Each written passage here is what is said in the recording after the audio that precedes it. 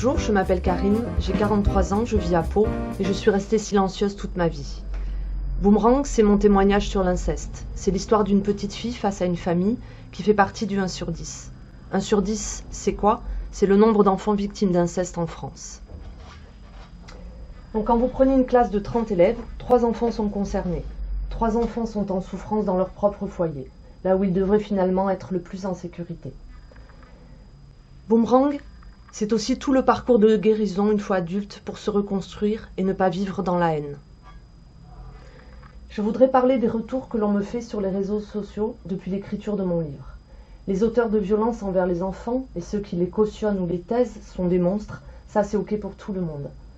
Ce qui m'est arrivé, c'est d'un côté mon beau-père, l'auteur, de l'autre côté ma mère, qui a choisi de ne rien dire.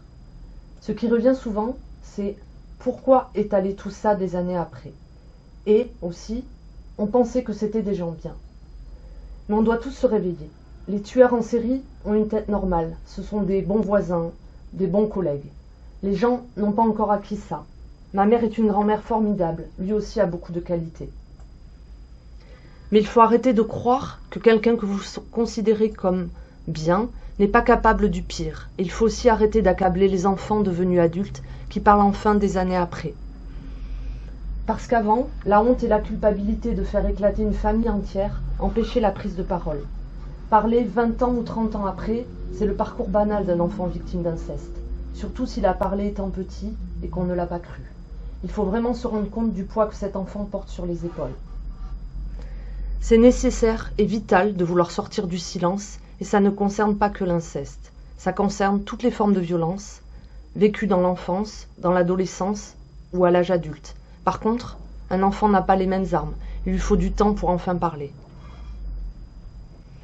On n'empêchera pas un adulte d'avoir des pulsions sexuelles envers un enfant, mais si l'entourage ne s'enferme plus dans ce tabou et ce silence, et s'il dénonce rapidement les faits, on pourra vraiment être utile pour ses enfants. Plus vite il sera sorti de ce contexte familial incestueux, plus vite l'enfant sera cru et plus vite il pourra guérir et se faire aider. C'est là qu'il faut agir. C'est toute une rééducation de l'être humain qu'il faut faire sur ce que l'on considère comme devoir être tu. Voilà le message que je voulais faire passer dans cette vidéo. D'autres messages ont déjà été passés dans mon livre et d'autres encore dans le podcast qui vient de sortir sur l'inceste.